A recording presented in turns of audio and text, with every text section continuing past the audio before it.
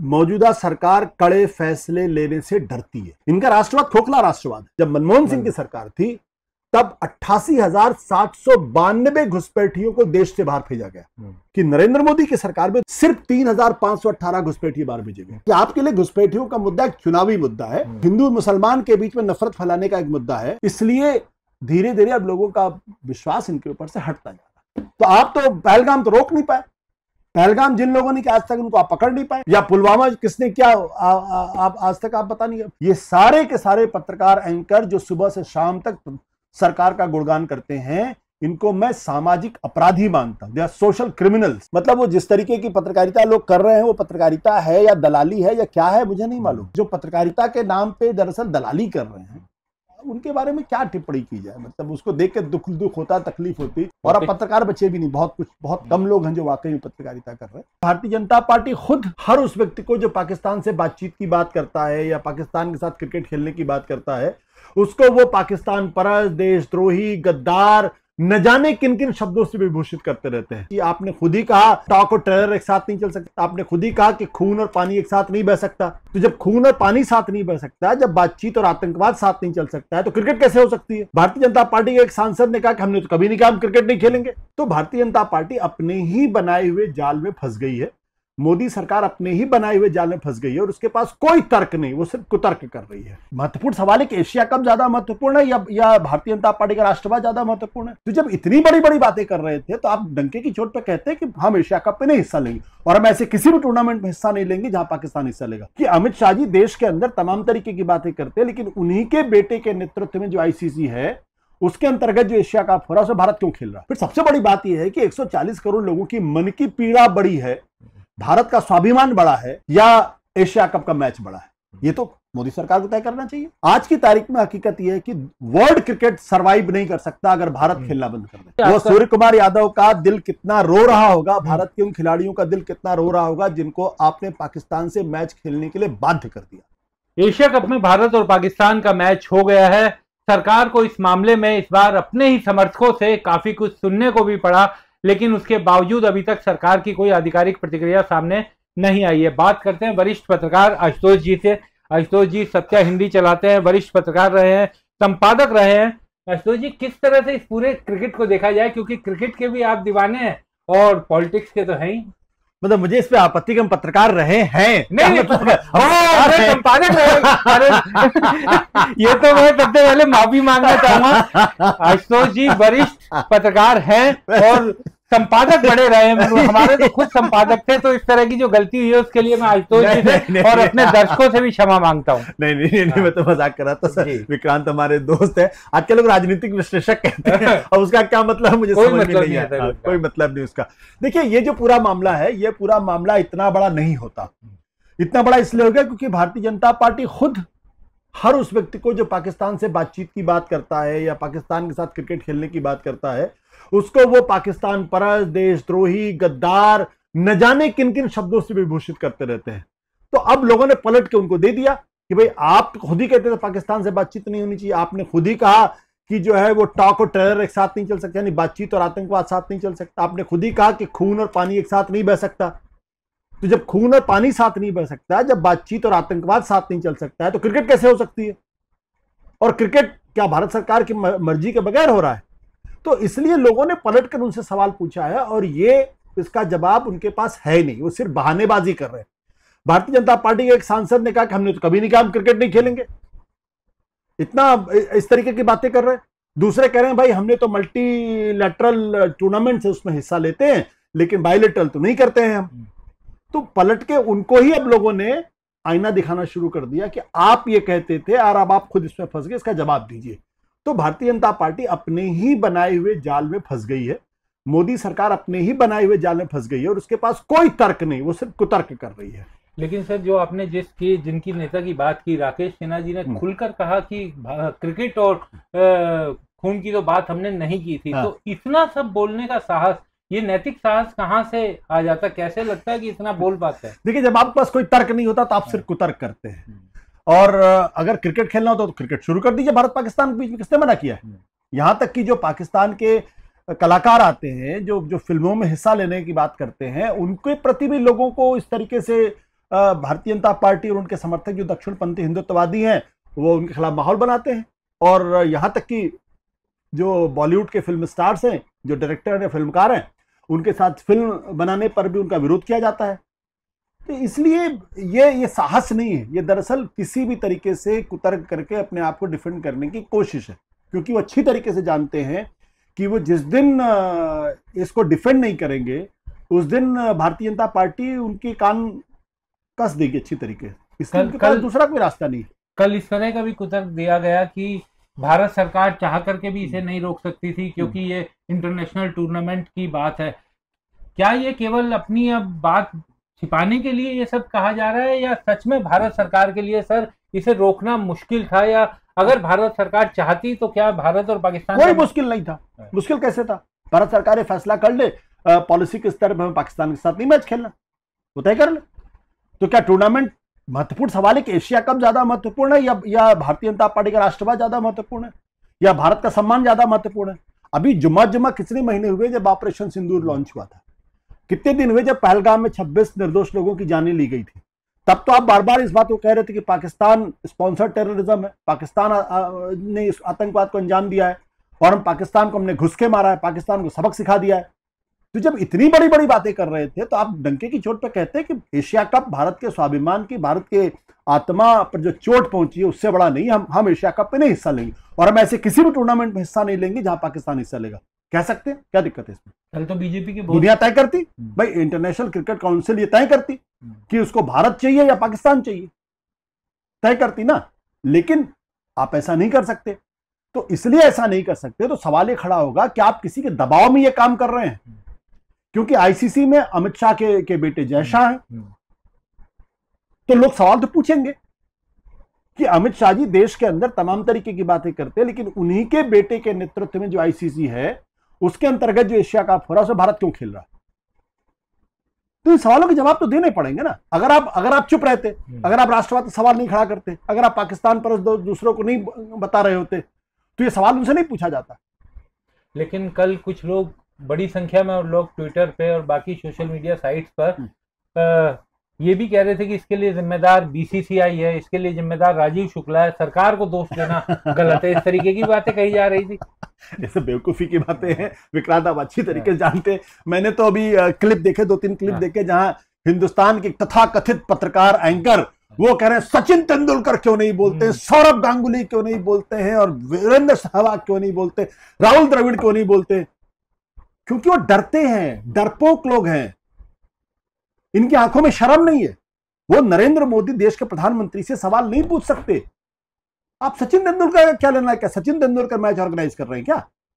सवाल तो नरेंद्र मोदी से पूछा जाना है, देश के प्रधानमंत्री से पूछा जाना है। सवाल तो जो भारतीय जनता पार्टी के बड़े नेता अमित शाह से पूछना चाहिए, राजनाथ सिंह से पूछना चाहिए, नितिन गडकरी से सवाल पूछना चाहिए। और छोड़ दीजिए, देश के प्रधानमंत्री से बड़ा कोई है इस देश के अंदर?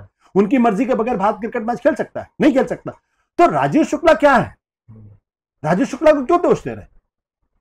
सुनील गावस्कर ने तो साफ तौर पे कहा है ना, सुनील गावस्कर जो हिंदुस्तान के इतने बड़े लेजेंडरी क्रिकेटर ने साफ तौर पे कहा है कि सरकार फैसला कर लेती, कोई नहीं खेलता मैच। अगर सरकार फैसला करती तो क्या बीसीसीआई सरकार के खिलाफ जा सकती है क्या? अगर ये, मैंने बार बार कहा कि अगर ये भारत के स्वाभिमान का प्रश्न है तो एशिया कप हो या विश्व कप हो, भारत को दो टूक फैसला करना चाहिए कि हम कहीं भी पाकिस्तान के साथ मैच नहीं खेलेंगे। लेकिन दिक्कत यह पैदा होती है कि जब आप अपना हिपोक्रिटिकल स्टैंस आपका नजर आता है। आप देखिए ऑपरेशन सिंदूर के दौरान क्या हुआ। हम कहते हैं कि पाकिस्तान आतंकवादी गतिविधियां कर रहा है, और जब हमारी सेना ने ऑपरेशन लॉन्च किया तो भारत के विदेश मंत्री पाकिस्तान के फौज को बता रहे कि हमने आपके ऊपर हमला नहीं किया। क्या बताने की जरूरत थी? क्यों बता रहे थे आप? तो इसका मतलब यह कि आप बिल्कुल साफ डिमार्केशन लाइन खींच रहे हैं कि आतंकवादी अलग है, पाकिस्तान की फौज अलग है, और पाकिस्तान की फौज आतंकवादियों के साथ है। यही तो आप कहना चाहते हैं ना। अगर पाकिस्तान की फौज, पाकिस्तान का हुक्मरान अगर आतंकवादियों के साथ है तो फिर आपको पाकिस्तान की फौज को बताने की जरूरत नहीं थी। इसलिए, और तब लोग निराश हुए जब आपने सीज फायर किया, तो लोग निराश हुए। लोगों ने आपसे सवाल पूछा कि आप ऐसा क्यों कर रहे हैं, और आपने सीज फायर बिना किसी शर्त के कर दिया। आपने क्यों नहीं जो पाकिस्तान में जो जैश ए मोहम्मद का चीफ है उसको मांगा कि हम सीजफायर तब करेंगे जब आप आतंकवाद करने वाले जो आतंकवाद करने वाला जो आपका डॉन है, जो आतंकवाद का मुखिया है जैश ए मोहम्मद का, लश्कर तैयबा का, उसको दीजिए हमें। मांगा इन्होंने नहीं। क्या कह रहे हैं, हम पाकिस्तान के डीजीएमओ का फोन आया था और हमने कहा कि ठीक है, ये कोई तर्क हुआ। तो इसलिए वो लगातार फंस रहे हैं। मुझे नहीं लगता कि कोई मुझे समझ में नहीं आता, लेकिन हो सकता है कोई बड़ा दबाव उनके ऊपर काम कर रहा हो, जो बड़ा दबाव हो, जो पाकिस्तान और भारत को क्रिकेट खिलवाना चाहता हो, इसमें फंसे हुए। किस तरह का दबाव सोच पा रहे हैं? कुछ भी हो सकता है दबाव। देखिए, दबाव तो कुछ भी हो सकता है। एशिया कप कोई इतना बड़ा टूर्नामेंट नहीं जहां की आप अगर नहीं खेलेंगे तो क्या आसमान टूट पड़ेगा। फिर सबसे बड़ी बात यह है कि 140 करोड़ लोगों की मन की पीड़ा बड़ी है, भारत का स्वाभिमान बड़ा है, या एशिया कप का मैच बड़ा है। ये तो मोदी सरकार को तय करना चाहिए, क्या चीज बड़ी है भाई। अगर आप 140 करोड़ लोगों के स्वाभिमान को लगातार अगर आप कुचल रहे हैं और पाकिस्तान लगातार भारत के खिलाफ आतंकवादी गतिविधियां कर रहा है, तो उसके साथ क्रिकेट खेलना कौन सी जरूरत। मैंने कहा ना कि वर्ल्ड क्रिकेट तय करे इस बात को कि उसको पाकिस्तान चाहिए या भारत चाहिए। आज की तारीख में हकीकत यह है कि वर्ल्ड क्रिकेट सरवाइव नहीं कर सकता अगर भारत खेलना बंद कर दे। भारत अगर खेलना बंद कर दे तो वर्ल्ड क्रिकेट सरवाइव ही नहीं कर सकती बिना भारत। पाकिस्तान के बगैर तो सरवाइव कर जाएगी। जितना कमर्शियल स्टेक्स लगे हुए हैं, जितने विज्ञापन आते हैं, जितना पैसा उसमें लगा, वो सारा तो भारत का दिया हुआ है। तो आप उसको तय कर लीजिए, लेकिन आप नहीं करते भाई। एक जमाना था जब दुनिया दक्षिण अफ्रीका के बगैर क्रिकेट खेलती थी ना, अपार्थाइड हुआ था, बिल्कुल। तो दुनिया ने तय किया मैं दक्षिण अफ्रीका के साथ नहीं खेलना। तो दुनिया ये तय करती कि जो आतंकवादियों को बढ़ावा देता है उस देश के स्थान पर हम क्रिकेट नहीं खेलते। आप क्यों उसको उस सीमा तक नहीं लेके जाते। सर, एक चीज मैं आपसे ये समझना चाहूंगा कि बीजेपी का सबसे बड़ा प्लैंक है राष्ट्रवाद, जिस पर जाकर के वो पूरी उसकी राजनीति चलती है और उसी के इर्द गिर्द वो अपनी वोट की राजनीति को भी घुमाती है। लेकिन बीजेपी तेज दिमाग वाले राजनीतिक दल है, उसको भी पता था कि ये फैसला होने के बाद, ये मैच होने के बाद उसके उस छवि पर चोट लगेगी। उसके बावजूद बीजेपी, क्या आपको लगता है वो छवि पर चोट लगी? और क्यों बीजेपी ने इतना बड़ा रिस्क लिया कि अपनी छवि पर इतना बड़ा चोट लगवाया, जो उसका सबसे बड़ा प्लान है? देखिए, मेरा तो बार बार मानना यह कि मौजूदा सरकार कड़े फैसले लेने से डरती है। 2014 में इनके पास सबसे बड़ा बहुमत था, 2019 में इनके पास 303 सीटें थी। ये चाहते तो आर्थिक स्तर पर बहुत बड़े बड़े फैसले कर सकते थे, लेकिन नहीं कर पाए, जिसकी वजह से भारत की अर्थव्यवस्था की हालत खराब। दूसरा, आपने राष्ट्रवाद की बात की, इनका राष्ट्रवाद खोखला राष्ट्रवाद है। एक चीज से मैं आपको साबित करूंगा। अगर आप बार बार घुसपैठिए की बात करते हैं ना, बिल्कुल, घुसपैठिए की वजह से कहते हैं कि हमारा डेमोग्राफिक बैलेंस बिगड़ रहा। मोहन भागवत ने भी इस बात को कहा और प्रधानमंत्री नरेंद्र मोदी लगातार इसको मुद्दा बनाने की कोशिश कर रहे हैं और बार बार विपक्ष की सरकारों से कहते हैं कि दरअसल ये जो विपक्ष की सरकारें हैं, ये अपने वोट बैंक के लिए घुसपैठियों को अपने आप पनाह देते हैं। ये इनका तर्क है। बांग्लादेशियों का जिक्र करते हैं, रोहिंग्यास का जिक्र करते हैं। लेकिन मैं आपको एक आंकड़े दूंगा, 2005 से लेकर 2013 तक, 2005 से लेकर 2013 तक जब मनमोहन सिंह की सरकार थी, तब 88,792 घुसपैठियों को देश से बाहर भेजा गया। 88,792, यानी लगभग 90,000 घुसपैठियों को बाहर भेजा। आपको जान के हैरानी होगी कि नरेंद्र मोदी की सरकार में 2014 से लेकर 2024 के बीच में 10 साल में लगभग उतना ही पीरियड है, सिर्फ 3,518 घुसपैठिए बाहर भेजे गए। सिर्फ 3,518। यह आंकड़ा क्या कहता है कि आपके लिए घुसपैठियों का मुद्दा एक चुनावी मुद्दा है, हिंदू मुसलमान के बीच में नफरत फैलाने का एक मुद्दा है। आप घुसपैठियों के प्रश्न पे ईमानदार नहीं हैं। अगर ईमानदार होते तो अगर मनमोहन सिंह की सरकार में अगर 90,000 घुसपैठिए बाहर भेजे गए, तो नरेंद्र मोदी की सरकार में कम से कम 10 लाख लोग बाहर भेजे जाते। चलिए 10 लाख ना सही, 3 लाख भेजे जाते। क्यों नहीं भेज पाया? इसका मतलब है कि आपके लिए घुसपैठियों का जो सवाल है वो कमिटमेंट का प्रश्न नहीं, वो सिर्फ चुनावी मुद्दा है।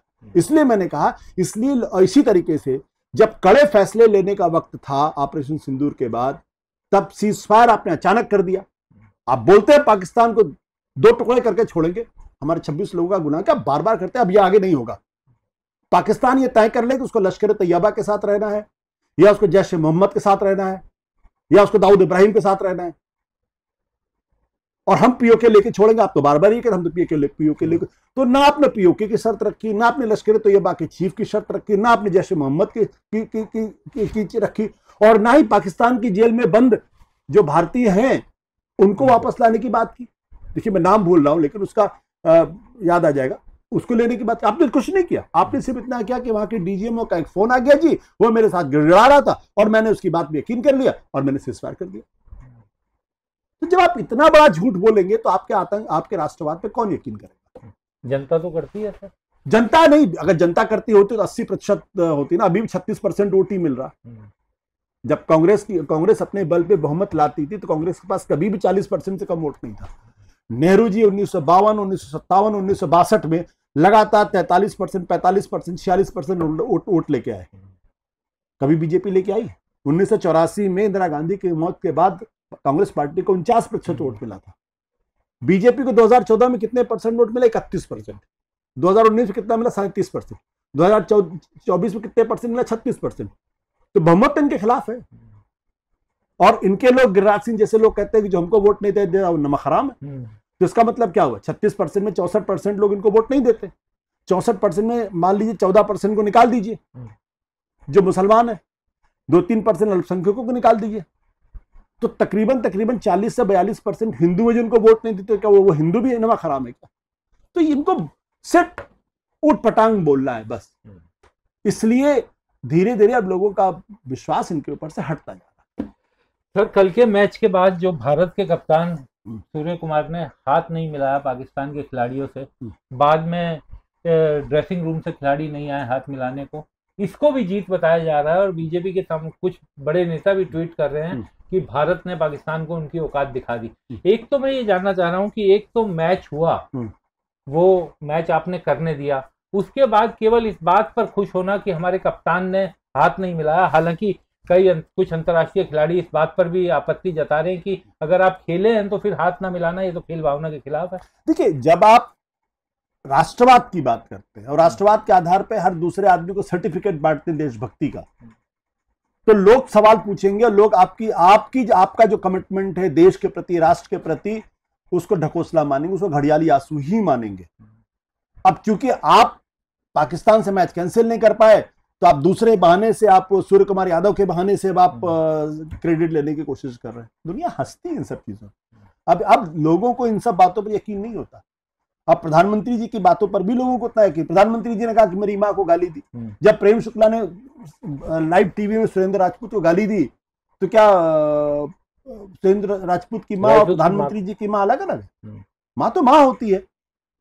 और यहां तो पार्टी के प्रवक्ता ने गाली दी थी, वहां तो पार्टी का महागठबंधन का वो मेंबर है नहीं मेंबर, इसी में सवाल है। तो उसको तो गिरफ्तार करके जेल के अंदर डाल दिया।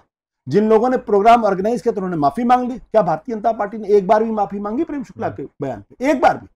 और इसके पहले 2019 में हिमाचल प्रदेश में भारतीय जनता पार्टी के अध्यक्ष सतपाल सिंह सत्ती, उन्होंने राहुल गांधी को मां की गाली दी थी। क्या एक बार भी कार्रवाई हुई?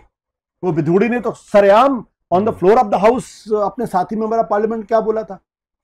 तो आपको अगर कोई बोल दे तो मैं विक्टिम हूं, मैं विक्टिम हूं, मैं विक्टिम हूं, आप करें तो वो राष्ट्रवाद है, वो राष्ट्रवाद है, राष्ट्रवाद है। दूसरे की मां नहीं होती, दूसरे का राष्ट्रवाद नहीं होता। तो धीरे धीरे इन सब चीजों की क्रेडिबिलिटी कम होती जा रही है। कुछ लोग तो ये भी कह रहे हैं सर कि आप गाली अपशब्द, हालांकि किसी को नहीं कहना चाहिए, उस पर इतने ज्यादा पूरा बंद हो गया था और सबके बयान आए थे, लेकिन ये तो भारत मां पे हमला हुआ था, उसके बाद आप उसी के साथ मैच खेलने को तैयार। बिल्कुल, इसीलिए तो मैं बार बार कह रहा हूं भाई, आप ही ना झंडा उठा के आगे सबसे आगे चल रहे थे ना। तो आप तो पहलगाम तो रोक नहीं पाए। पहलगाम जिन लोगों ने कि आज तक उनको आप पकड़ नहीं पाए। हालांकि जिस दिन संसद में बहस हुई उस दिन जरूर आपने कह दिया कि 3 लोगों को मैंने पकड़ लिया जो पहलगाम में, आज तक उसकी पुष्टि नहीं हो पाई। या पुलवामा किसने क्या आप आज तक आप पता नहीं। तो सवाल इसी बात को लेकर ही है ना कि बड़े बड़े दावे करना और उसके बाद राजनीति की रोटी सेकना ये आसान काम था, लेकिन अब लोग इन सब चीजों को समझने लगे। और ये तो पाकिस्तान से मैच तो मतलब क्या बोलूं, इनके मुंह से आवाज नहीं निकलनी चाहिए, इनको तो छुप जाना चाहिए कहीं। अगर इनको भारत के राष्ट्रवाद पे यकीन था, अगर उसके प्रति ईमानदार थे, अगर उसके प्रति कन्विंस थे, तो उनको उन्हें बीसीसीआई से साफ कहना चाहिए हम पाकिस्तान से मैच नहीं खेलेंगे।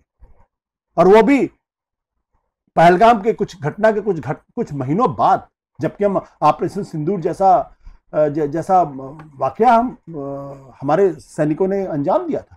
क्यों हमने ऑपरेशन सिंदूर किया? कि हम क्रिकेट मैच खेले उनके साथ? क्रिकेट मैच खेलने के लिए तो नहीं था। तो इसलिए लोगों को यकीन नहीं हो रहा इनकी बात। आज एक राष्ट्रीय हिंदी दैनिक ने खबर छापी है, उसमें हेडिंग दिया है सिंदूर पार्ट 2.0। अब ये तो क्रिकेट मैच को लेकर पत्रकारों को आप क्या जितना कम बोले उतना ही अच्छा है। वो जरूर हिंदी का अखबार होगा, हिंदी का अखबार। हाँ, तो उनकी समझ पे, उनके जो संपादकों की समझ पे हंसा जा सकता है, इसके अलावा कुछ नहीं कहा जा सकता। वो सूर्य कुमार यादव का दिल कितना रो रहा होगा, भारत के उन खिलाड़ियों का दिल कितना रो रहा होगा जिनको आपने पाकिस्तान से मैच खेलने के लिए बाध्य कर दिया। उन्होंने मनमार के मैच खेला क्योंकि दिल से नहीं खेलना चाहते। पूरे दौरान आप देखिए सबके चेहरे गिरे हुए थे, लेकिन चूंकि आपने ऐसे हालात पैदा कर दिए उनको मैच खेलना पड़ गया। तो कम से कम मैं उस सूर्य कुमार यादव की मैं तारीफ करता हूं जिसने प्रेजेंटेशन के दौरान साफ तौर पे कहा, भारत ऑपरेशन सिंदूर के दौरान जो जांबाज सिपाही थे उनको उन्होंने वो दिया, एक तरीके से उनको अपनी जीत उनको समर्पित की उनको। तो उनके दिल से पूछिए ना, वो जो खेलना नहीं चाहते उनको आपने खेलने के लिए मजबूर। आप क्या कर रहे हैं? आपको तो एक फैसला करना था, नहीं खेलेंगे मैच, आपने खेला मैच। तो सवाल तो उठेगा कि आपके लिए मैच ज्यादा महत्वपूर्ण है या फिर देश ज्यादा महत्वपूर्ण है? सर, दिलजीत दोसांझ की फिल्म आई थी तो फिल्म रिलीज नहीं होने दी थी, तो अब तो ये भी आवाज उठ रही है कि आपकी जो गुस्सा था वो पहलगाम के हमले पर नहीं बल्कि दिलजीत दोसांझ को लेकर था, क्योंकि उसने किसान आंदोलन में आपके बयान। हमारे गांव में एक बात कहते थे ना, जबरा मारे रोने भी ना थे, कि जो सरकार में है उसकी चित भी, उसकी पट भी, उसके रंटा भी उसके बाप, यही है। लेकिन ये बार बार नहीं चलता इन सब चीजों का। आप दिलजीत दोसांझ की फिल्म रिलीज नहीं होने देंगे और पाकिस्तान को यहाँ आप मैच खेलने देंगे, पाकिस्तान से आप भारतीय टीम को मैच खेलने देंगे, तो ये तो लोग इन सब चीजों को समझते हैं। सर, कल आपका ट्वीट देख रहा था, कुछ पत्रकारों से नाराज हैं आपके ट्वीट से, लग रहा था कि बहुत नाराज नहीं हूँ। मुझे बहुत दुख होता है, तकलीफ होती है। हम सब लोगों ने साथ जर्नलिज्म क्या पत्रकारिता की है, मतलब वो जिस तरीके की पत्रकारिता लोग कर रहे हैं वो पत्रकारिता है या दलाली है या क्या है मुझे नहीं मालूम। मतलब हम लोग तो क्या हमने कभी किसी सरकार की आलोचना करने में कभी कोई ढिलाई बरती थी क्या? आप तो गवाह हैं इस बात के। हम सब लोगों ने तो किसी को नहीं छोड़ा, चाहे मनमोहन सिंह हो, चाहे गृह मंत्री हो, चाहे कुछ भी। मुझे अच्छे से याद है सर, एक बार जब हम लोग कोई चिदम्बरम जब गृह मंत्री थे उनकी स्टोरी लाए थे, आप लोग एकदम उत्साहित हो गए थे कि यार ये स्टोरी तुरंत चलाएंगे हम लोग। तो हमने तो नहीं छोड़ा किसी को, हम तो आज भी वही काम करने की कोशिश कर रहे हैं। डिबेट में लोग देखते ही थे, हम तो आज भी उसी काम को करने की कोशिश कर रहे हैं। लेकिन वो जो पत्रकारिता के नाम पे दरअसल दलाली कर रहे हैं, उनके बारे में क्या टिप्पणी की जाए। मतलब उसको देख के दुख होता, तकलीफ होती कि हम लोग पत्रकारिता का गोल्डन एज जो था वो हम लोगों ने देखा है, अब नहीं लगता वो कभी वापस आएगा। मतलब वो बहुत अफसोस की बात है। और अब पत्रकार बचे भी नहीं, बहुत कम लोग हैं जो वाकई में पत्रकारिता कर रहे हैं, बाकी तो सब वही दलाली ही कर रहे हैं बैठ के। तो इतने निराश हो गए आपको लगता है? नहीं, निराश होना ही पड़ेगा। 10 साल से हम एक ही चीज देख रहे हैं ना भाई। पत्रकारिता का काम है कि हमेशा सरकार से टकराना, या टकराना नहीं भी कहे तो कम से कम उसका एक एडवर्सेरियल रोल होता है। पत्रकार अगर भाई सरकार के पास अपना प्रचार करने के लिए करोड़ों रुपए होते हैं, अरबों रुपए उसके पास होते हैं, पूरा department information and broadcasting department उसके पास होता है, पूरी पीआईबी उसके साथ होती है, करोड़ों रुपए का बजट है उनके पास, तो वो अपना प्रचार करें ना, वो तो करते ही अपना प्रचार। पत्रकारों का काम है सरकार की कमियों को उनकी आंखों के सामने रखना, उनको आईना दिखाना। अगर पत्रकारिता या पत्रकार अगर सरकार को आईना नहीं दिखाएगा तो सरकारें तानाशाह हो जाएंगी, सरकारें अथॉरिटेरियन हो जाएंगी। और इसीलिए मैं बार बार कहता हूं कि पत्रकार का काम सरकार की तारीफ करना नहीं। जो कहते हैं आप क्या सरकार कुछ भी अच्छा काम नहीं, बिल्कुल नहीं। सरकार का अच्छे काम करने के लिए सरकार का डिपार्टमेंट है, वो करेगा ना प्रचार, करोड़ों रुपए विज्ञापन देके प्रचार तो करता ही ना। हमारा काम उनकी अच्छाई दिखाना थोड़ी है। हमारा काम यह कि उस सरकार को लगातार अकाउंटेबल बनाना जनता के प्रति, जनता के नुमाइंदों की स्थिति में जनता के नुमाइंदे की तरीके से हम उनको लगातार अलर्ट करते रहे। क्योंकि अगर हमने उनकी कमियां नहीं दिखाई, हमने उनको ऑन टोज नहीं रखा, हमने अगर उनको सतर्क नहीं किया, तो फिर ये सारी सरकारें तानाशाही में तब्दील हो जाएंगी। ये संसद इन सब चीजों का कोई मतलब नहीं रहे। इसलिए पत्रकारिता का काम हमेशा भौंकते रहना है, और भौंकते रहना, वक्त पड़े तो काटना भी है। तब सरकारें अलर्ट रहेंगी, नहीं तो सरकारें अलर्ट नहीं रहती। दुनिया की कोई भी सरकार, चाहे राजशाही हो चाहे वो हिटलरशाही हो, कोई भी सरकार जनता के प्रति जवाबदेह नहीं होना चाहती, कोई भी नहीं होना चाहती। लेकिन लोकतंत्र में आपको जनता के प्रति जवाबदेह बनाना पड़ता है। और इसलिए आज जो पत्रकारिता हो रही है वो देश के अंदर तानाशाही ला रही है, देश के अंदर एक तरीके से हिटलरशाही लाने का काम कर रही है। और इसीलिए ये सारे के सारे पत्रकार, एंकर जो सुबह से शाम तक सरकार का गुणगान करते हैं, इनको मैं सामाजिक अपराधी मानता हूं। They are social criminals. ये इस देश के साथ बहुत बड़ा घात कर रहे हैं, ये इस देश को बर्बादी के कगार पर झोंक रहे हैं। इसलिए इनको देख के तकलीफ होती है। हम लोग भी चाहें तो क्या क्या नहीं कर सकते थे, क्यों हम लोगों ने वो रास्ता चुना? और हम लोग कोई भी नई बात नहीं कर रहे। हम लोग जो हमें करना चाहिए तो वही हम कर रहे हैं। आप भी जो करना चाहते वही आप कर रहे हैं। सर, पिछले दिनों विपक्ष की कुछ नए युवा प्रवक्ताओं से मिलना हुआ, तो उन सब की एक शिकायत ये रहती है कि जो चैनल के एंकर्स हैं वो बीजेपी के साथ हो जाते हैं। यहाँ तक ठीक है, वो भी मान चुके हैं कि ये तो होगा, लेकिन उसके बावजूद जब वो अपनी बात बोलते हैं तो उन्हें बोलने का मौका नहीं दिया जाता। आप चूंकि राष्ट्रीय मीडिया में खूब जाते हैं, अपनी बात खुल के बोलते हैं, क्या आपको भी इस तरह की समस्या से दो चार होना पड़ता है? और कई रोज होना पड़ता है। जिन शब्दों का इस्तेमाल मेरे लिए किया जाता है, मैंने तो कभी सोचा भी नहीं था कि इन शब्दों का इस्तेमाल मुझे न केवल, हालांकि मैं जब किसी टीवी चैनल पर जाता हूं तो मैं साफ तौर पे कह देता हूं कि आपको मेरी बात पसंद हो या ना पसंद, अगर आप मुझे बुला रहे हैं तो फिर मुझे पूरी बात कहने का अवसर मिलना चाहिए। आप उसको नकार दीजिए, आप उसको जो मन में आए कर दीजिए, लेकिन आप पहली बात मुझे ये नहीं कह सकते कि मैं क्या बोलूंगा। दूसरा, आप मुझे जो है वो डिस्टर्ब नहीं करेंगे। लेकिन डिस्टर्ब तो करते हैं, लेकिन फिर भी इतना मौका मुझे मिलता है कि ज्यादातर डिस्टर्ब जो करने वाले होते हैं वो बीजेपी के प्रवक्ता होते हैं या फिर वो लोग होते हैं। एंकर अमूमन उस तरीके से नहीं करते। एक दो एंकर होते हैं जो इस तरीके करते हैं। जब वो करते हैं तो फिर मैं उनको बोल देता हूँ कि भाई मेरे लिए आपके चैनल पे आना मुश्किल, इसलिए आप मुझे देखिए, मैं सारे चैनल पे नहीं जाता। बिल्कुल। और इसीलिए नहीं जाता क्योंकि मुझे जो कहना है वो मैं बोलूंगा, आप मुझे डिक्टेट नहीं कर सकते। दूसरा, आपको मेरी बात पसंद है ना पसंद है, अगर आप मुझे 30 सेकंड के लिए बुलवाना है तो आप 30 सेकंड मुझे बोलने दीजिए, उसके बाद आपको जो करना हो करिए। क्योंकि मुझे लगता है कि मैं अगर उन प्लेटफॉर्म पे नहीं जाऊंगा तो हमारी बात भी लोगों तक पहुंचती, सिर्फ एक तरफा एक नैरेटिव नहीं चलना चाहिए। तो आज की तारीख में तो वो माहौल तो खत्म ही हो गया पूरी तरीके से। आशुतोष जी, एक चीज मैं ये जानना चाहता हूँ कि आजकल सोशल मीडिया और टीवी चैनल्स पर भी जो विपक्ष के जो नए युवा प्रवक्ता हैं, आप भी उनमें से कईयों के साथ बैठे हैं, कईयों के साथ आपने भी बात की है, क्या एक सुखद वो लग रहा है आपको कि एक अच्छे पढ़े लिखे जेएनयू, जिसको अभी तक कई तरह की गालियां दी जाती थी जिस यूनिवर्सिटी को, वहां से निकल करके बच्चे आ रहे हैं और किस तरीके से वो फैक्ट्स पे बात कर रहे हैं, देख करके अच्छा लगता है? बिल्कुल। और मैं बताऊं कि पत्रकारिता का में ये जो आवाज है, ये आवाज समाज के उस तबके के जिसको हजारों साल से दबाया गया था। दरअसल ये इसलिए इनकी बातें मुझे अच्छी लगती हैं, या ये इसलिए इतनी हिम्मत के साथ बोल रहे हैं क्योंकि ये उनके मन की पीड़ा है। वो जो लड़की जो दलित समुदाय से आई हुई है, जिसने अपनी जिंदगी में, अपने परिवार में, अपने अतीत में उन सब सामाजिक दुर्गुणों को झेला है, जिसको हम और आप जो अपर कास्ट के लोग हैं वो नहीं समझते। उस बात, उस पीड़ा को समझते ही नहीं वो लोग, जिन पीड़ा से वो दलित पिछड़े समाज के लोग निकले हैं या निकल रहे हैं। तो जब वो बोलते हैं तो उनमें कन्विक्शन दिखाई पड़ता है, उनमें ईमानदारी दिखाई पड़ती है, उनके अंदर वो पीड़ा है, वो तिक्तता है। इसलिए उनका, और वो पूरी तैयारी के साथ आ रहे हैं, ऐसा नहीं कि हवा में आ रहे हैं। तो जो लोग ये कहते थे कि मेरिट तो रिजर्वेशन वालों में नहीं होती, वो देख लें, भारतीय जनता पार्टी वालों की जबान बंद हो रही है आजकल। वो उनको वो सिर्फ गाली गलौज की भाषा में बात बैन करवा रहे हैं भाई, वो अगर आएंगे तो हम नहीं आएंगे। बैन करवा रहे हैं। तो क्यों बैन करवा रहे हैं? क्योंकि अभी तक आपका डोमिनेंस था, सारे टीवी चैनल्स में अपर कास्ट का डोमिनेंस था, और वो यही अपर कास्ट के लोग बैठ के ये रिजर्वेशन पे भी बात किया करते थे, यही लोग दलित के बारे में बात करते थे, यही लोग पिछड़े के बारे में बात करते थे, यही लोग सामाजिक न्याय के बारे में बातचीत करते थे। दरअसल सामाजिक न्याय की पर अगर आप बहस कर रहे हो तो उसमें ओबीसी तबके का तो आदमी होना, पिछड़े तबके का आदमी होना चाहिए ना। अगर आप दलितों के बारे में बात करते हो तो दलित तबके का आदमी होना चाहिए ना।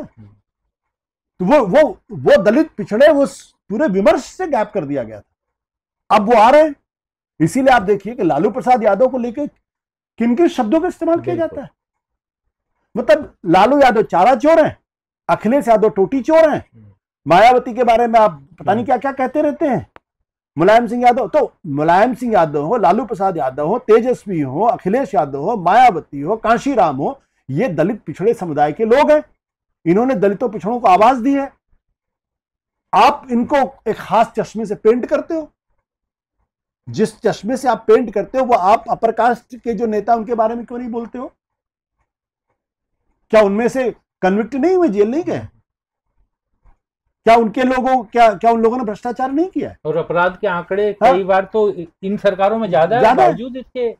तो लालू यादव के शासन को जंगल राज कर देंगे, मुलायम सिंह के यादव को गुंडा राज कह देंगे, मायावती के शासन को भ्रष्टाचार राज कह देंगे। ऐसा लगता है जैसे कि बाकी के राज्यों में जो पिछड़े और दलितों समुदाय से नहीं आते, उनके राज्य में दूध और दही की नदियां बह रही थी। तो ये एक खास मानसिकता के तहत होके दलितों पिछड़ों के नेताओं को, उनके प्रवक्ताओं को, उनकी सरकारों को गलत तरीके से पेंट करने की कोशिश है, और अब ताकि उनका प्रभुत्व बचा रहे, उनका वर्चस्व बना रहे। और आप देख लीजिए, सारे आप टीवी चैनल्स उठा के देख लीजिए, ज्यादातर आप अखबारों में उठा के देख लीजिए, कितने प्रतिशत वहां दलित पिछड़े और अल्पसंख्यक समुदाय के लोग, और हैं भी तो वो उस पोजीशन पे नहीं है ना, जो आप मुझे जो फैसले लेती है। बता दीजिए मुझे कहां है। तो एक ही तरीके का विमर्श चल रहा है इस देश के अंदर, दलितों पिछड़ों और अल्पसंख्यकों की आवाज को सुनने वाला। और जैसे ये किसी दलित पिछड़ों और अल्पसंख्यक को देखते हैं, उनकी तरफ ये ऐसे आक्रामक हो जाते हैं जैसे कि उनका कोई मतलब नहीं। तो एक क्लब बना रखा है उन्होंने अपने लोगों का, जिसमें वो जो चाहते हैं सो करते हैं। आज आशुतोष जी, एक फैसला आया सुप्रीम कोर्ट का वक्फ को लेकर के, सब इंतजार कर रहे थे। सरकार बड़ी उससे ये बिल लेकर आई थी, और कुछ लोगों का ये कहना था कि, बड़ी संख्या का ये कहना था, मुसलमान क्योंकि इसमें पीड़ित पक्ष है, तो उनका ये कहना था कि ये उन्हें दबाने के लिए बिल लाया गया। आज सुप्रीम कोर्ट में उसमें एक तरह से अंतरिम राहत दी है। 2-3 जो कंट्रोवर्शियल इश्यू थे वो हटा दिए।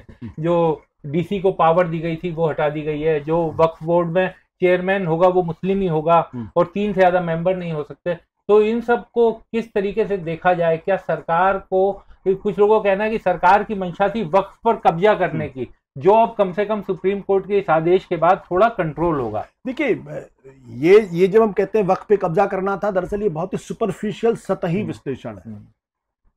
हकीकत क्या है कि एक ऐसी विचारधारा है जो अल्पसंख्यकों को पूरी तरीके से दबा के उनको सेकंड ग्रेड सिटीजन बनाना चाहती है। इसके अलावा दूसरा कोई तर्क नहीं। वक्फ बिल भी उसी प्रोजेक्ट का एक हिस्सा था, जैसे ट्रिपल तलाक उसी प्रोजेक्ट का एक हिस्सा था। मैं कहता हूं कि आपको मुसलमानों के बारे में या दलितों के बारे में या पिछड़ों के बारे में, किसानों के बारे में कानून लाने की जरूरत है। तो आप उनसे क्यों नहीं बातचीत करते? भाई, जिनके लिए आप कानून लेके आ रहे उनसे आप बातचीत ही नहीं करते। बिल्कुल, आप मेरी भलाई के लिए कानून लाना चाहते हैं, ऐसा आप तर्क देते हैं, और आप मुझे से बात नहीं कर रहे। तो किसानों के हित के लिए आप बिल लेकर आए, और किसान नाराज, 1.5 साल 1.25 साल धरने में बैठा रहा, और आपको वापस लेना पड़ा।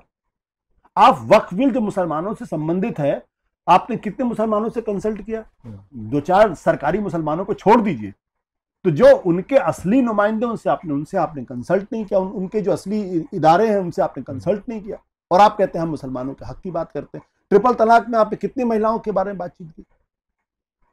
तो ये सारी कोशिश सिर्फ इसलिए है ताकि अल्पसंख्यकों को सेकंड ग्रेड सिटीजन बनाया जाए। और इसमें उनकी किताब में पढ़ी हूं मैं, तो इतनी किताबें मेरे पास, आप कहीं भी उठा के देखिए, पूरी किताब में साफ लिखा हुआ है।